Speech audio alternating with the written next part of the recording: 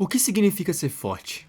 Talvez, para a maioria das pessoas, a resposta seja simples. Ser capaz de se defender, ser capaz de vencer, não demonstrar nenhum tipo de fraqueza. Durante muito tempo, Thorfinn acreditou exatamente nisso. E talvez seja justamente por isso que a história dele seja tão interessante. Porque Vinland Saga não tenta simplesmente mostrar um personagem ficando mais forte. Ela questiona o que a força realmente significa.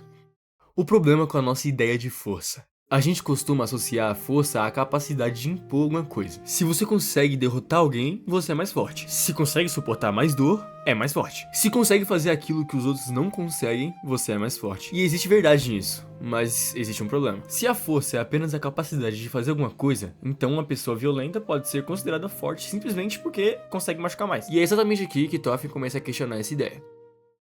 Thorfinn como exemplo.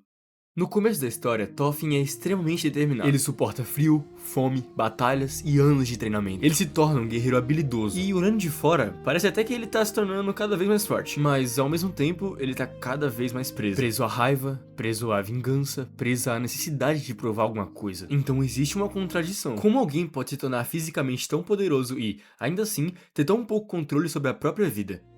A verdadeira pergunta. Talvez porque exista uma diferença entre ter poder e ter controle. Você pode ter força suficiente para derrotar 10 pessoas e ainda ser incapaz de controlar a própria raiva. Pode conseguir intimidar todo mundo ao seu redor e ainda depender completamente da aprovação dos outros. Pode suportar qualquer dor física e desmoronar diante da primeira derrota. Então talvez a pergunta não seja o que você consegue fazer, mas sim o que você consegue controlar em si mesmo. A mudança de Thorfinn.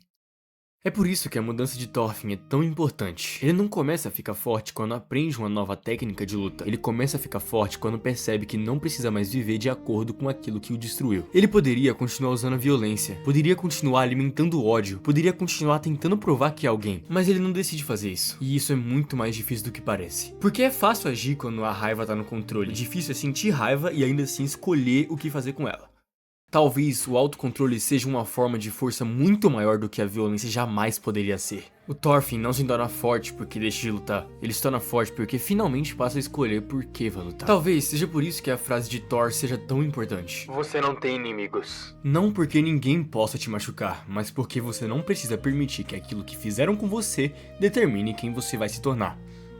Thorfinn passou anos tentando provar que era forte, e no fim, descobriu que não precisava provar nada, porque talvez a verdadeira força não seja ter poder o suficiente para destruir alguém, seja ter poder sobre si mesmo.